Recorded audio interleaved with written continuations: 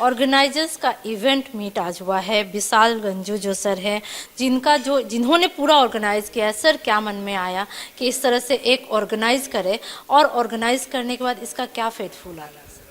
Madam, ऐसा है कि CIO council of Indian exhibition organisers, हमारी कोशिश रहती है कि हम देश में एग्जीबिशन टूरिज़्म को बढ़ावा दें। और जब एग्जीबिशन की बात करते हैं तो वेन्यू जो है बहुत इंपॉर्टेंट रोल प्ले करता है।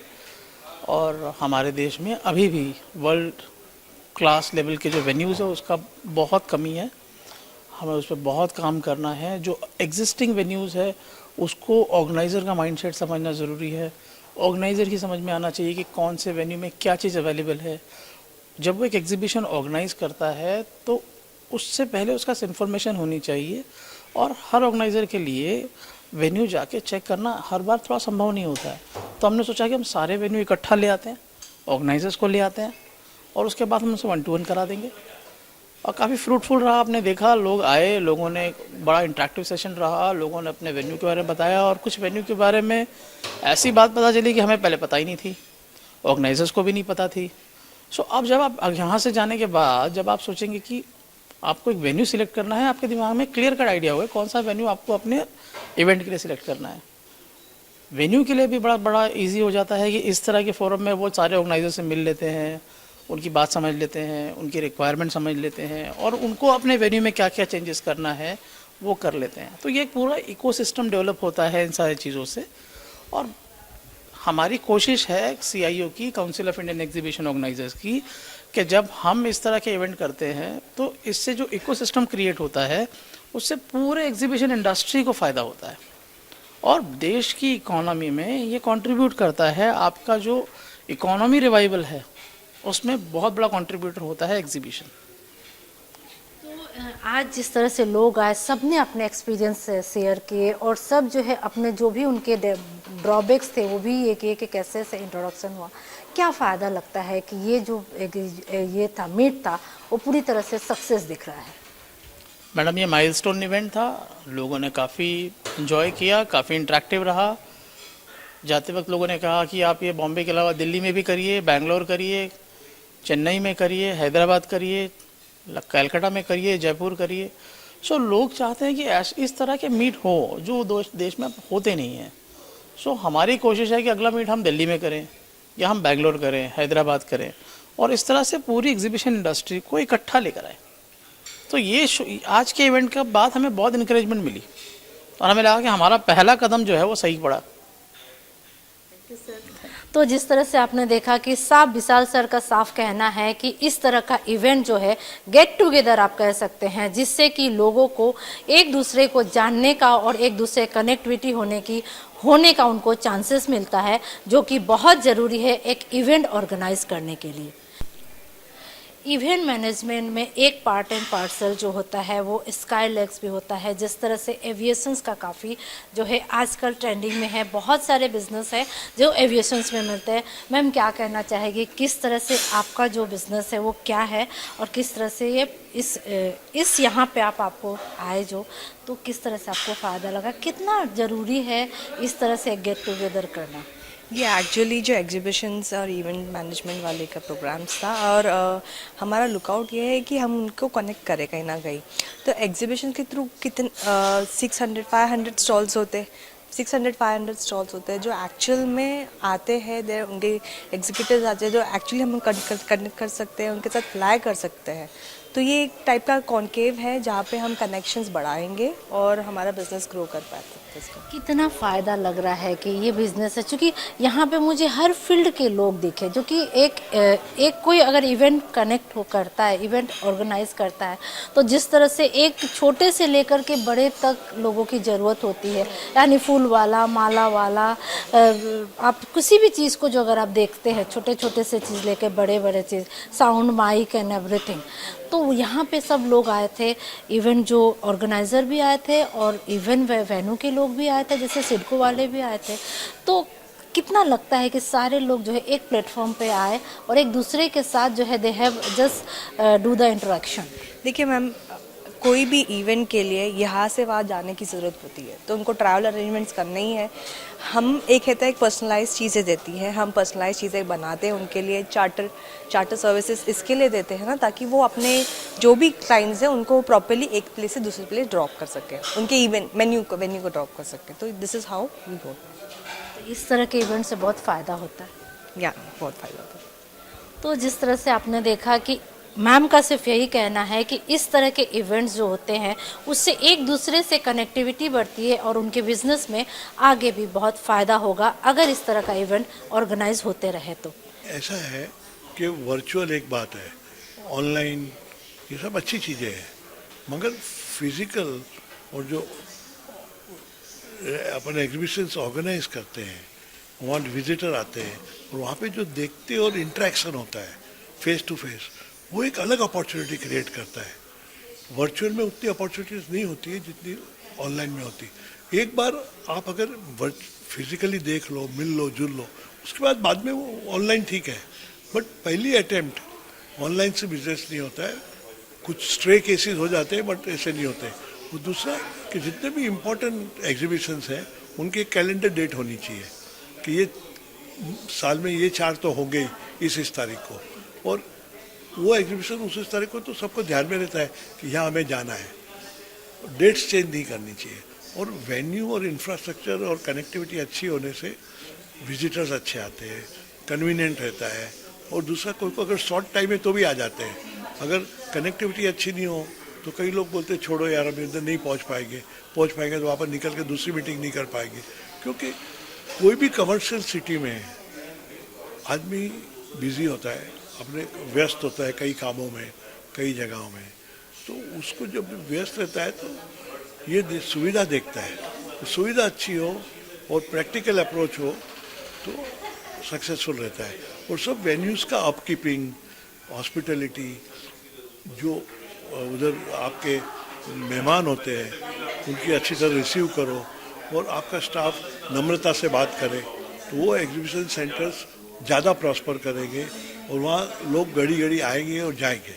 ऐसा है कि फॉरेन बायर्स हैं वो ज़रूर आएंगे, क्योंकि अब इंडिया एक बहुत बड़ा मार्केट है और 2047 तक इंडिया सबसे बड़ा मार्केट बनने वाला है। तो जब हम वो बातें कर रहे हैं और third exporter of the world बनने वाला है, तो इंडिया की तरफ लोग देखने आएंगे। लोग इंडिया में आके एग्जीबिशंस करेंगे अपना माल बेचने के लिए। तो यूरोपियन कंट्री, अमेरिकन, कनाडा, ये सब कंट्री आएंगी यहाँ पे। तो हमें उनके लिए भी एक अच्छा एटमॉस्फेयर, अच्छे एग्जीबिशन सेंटर्स, गुड इंफ्रास्ट्रक्चर के साथ क्रिएट करने हैं, ताकि वो भी पार्टिसिपेट करे, वो भी एग्जिबिट करे अपने प्रोडक्ट्स और टेक्नोलॉजी जो भी करना है। जैसे हम जाके फॉरेन में करते हैं तो वो भी आके यहाँ करें। हम फॉरेन में देखने आते वो भी यहाँ देखने आए कि इंडिया में क्या है। ये तो दोनों तरफ होता है। जी, मैं बलविंदर सिंह हूँ, फिकी से ट्रेड फेस्ट डिपार्टमेंट से, एग्जीबिशन से, और मैं CIO को रिप्रेजेंट करता हूँ फिकी की तरफ से। हम जुड़े हुए हैं, पिछले 4 साल से हम इस कार्य में जुड़े हुए हैं। CIO की promotion, Council of Indian Exhibition Organizers. So the idea is, as the vision of our Honorable PM, India has to grow to 5 trillion economy, in which exhibition organizers will be playing a huge role. And definitely we want all the venue owners and all the service providers to gain. So there is a huge opportunity in Tier 1, Tier 2, Tier 3, Tier 4 cities. So in next 10 years, I see a lot of growth. And as India moves towards, in Amrit Kal, towards being a developed country, this sector will be the key sector, as we saw Honorable PM speaking during the inauguration of Dwarka new exhibition center, Yasho Bhumi. So he's trying to connect, artisans and everyone from the entire country, from tribals, from villages. So through this process, everyone is going to gain. So I would like to thank CIO for organizing this, and would like to see more initiatives like this happening in the future. Thank you. Honorable PM का vision ही ऐसा है कि he would like to take everything to all these across the country. So that is how everyone gains, entire MICE segment.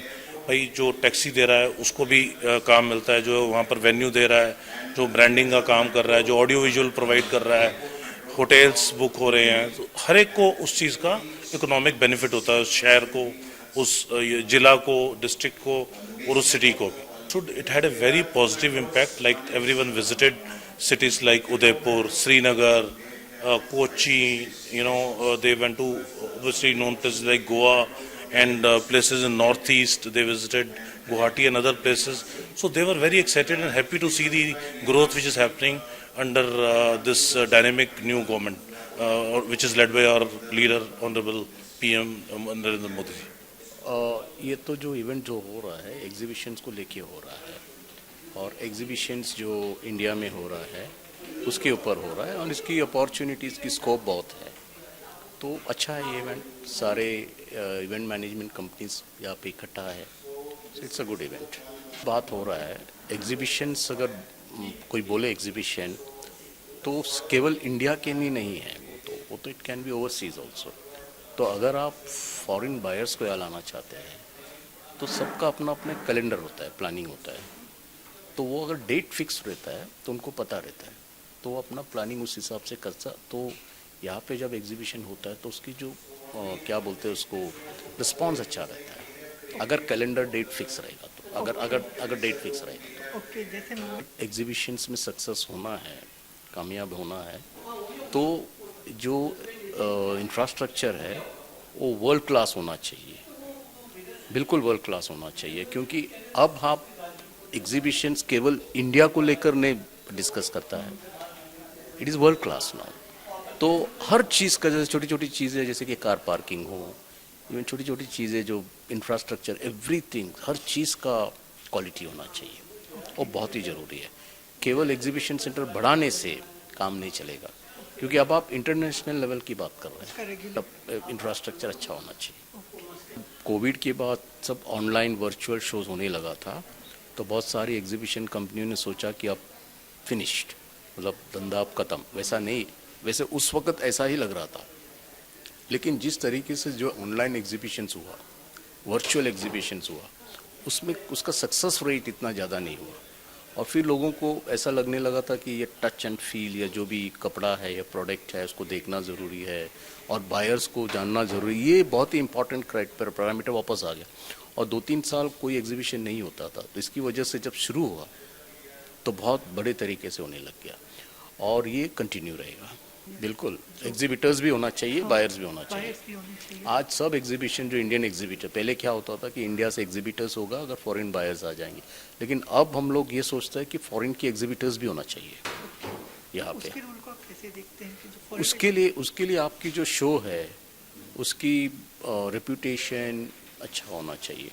वही बोल रहा हर तरफ से quality जब अच्छा रहेगा फॉरेन बायर्स को भी ये लगना चाहिए कि ये एग्जीबिटर्स जो है वो अच्छा क्वालिटी होगा तो हम जाएंगे उनके पास में. तो ये दोनों तरह साइड से है. देखो आप कब एग्जिबिट करोगे आपको पता है कि बायर्स अच्छा आना है. उसी तरह से बायर्स भी कब कोई शो में आएगा, खासकर फॉरेन बायर्स, तो उनको तो ये पता होना चाहिए कि एग्जिबिटर्स जो है हाई क्वालिटी होगा. तो इसके लिए क्वालिटी मेंटेन करना बहुत ज़रूरी है. ऑफलाइन में अब क्या हो रहा है कि साइज़ ऑफ द एग्जीबिशन बढ़ने लगा है. कोविड के बाद में ये 2 साल कुछ नहीं हुआ था, बढ़ने लग गया है. और बहुत सारे कंपनीज जो एग्जिबिट नहीं करता, इंटरनेशनल हो या इंडियन हो, एग्जिबिट करने लग गया बड़े तरीके से. और दूसरा 2 साल कोविड में बिजनेस नहीं हुआ था, एक्सपोर्ट बोलो या डोमेस्टिक हो, तो एक्सपोर्ट बढ़ाने का भी एक टारगेट था. तो इसकी वजह से ये सारा एग्जीबिशंस में रश ज़्यादा होने लगा. मैंने देखा कि इंटरनेशनल शोज़ भी है, मैं कई कंट्रीज़ में जाता हूँ तो वहाँ पे भी आफ्टर कोविड जो है उसकी रिस्पांस बहुत है. एग्जिबिटर हो, विजिटर हो, बहुत बड़ा है. और वही इंडिया में भी है. Thank you.